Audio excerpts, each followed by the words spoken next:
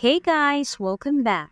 In this video, I'm going to show you how to remove blank rows in Excel. And even though it's advanced, it won't give you much of a headache. Let's get started. The advanced method we're talking about involves using the filter option. We'll guide you through it step by step. First, we need to add a filter to the table. Select the columns you want to filter through. But remember to select the whole columns. If you select just the column headers, the filter won't work properly. Once the columns have been selected, click on the Data tab. Look for Sort and Filter, and click on Filter.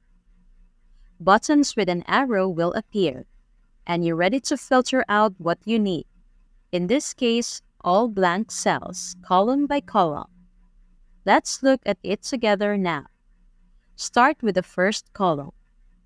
Click on the button and untick Select All. Then select Blanks to filter out only the blank cells in this column. Click on OK. We're starting to filter out blank rows that we'll delete shortly. It's now obvious that cell B3 contains some data that we want to keep. So we'll use the filter in row B. And we'll do it the same way as we did earlier.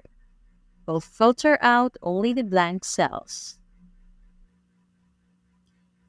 There you go. You can use this method to filter through the columns safely so that only the rows containing no values are eventually visible. And now we can delete these filtered out rows. Highlight them, right-click, select Delete Row, and the blank rows have been removed. All you need to do now is turn the filter off, go to the Data tab, and click on the Filter button again. The table displays the previously hidden rows. All the blank ones have been removed, but the partially filled row with the important data is still there.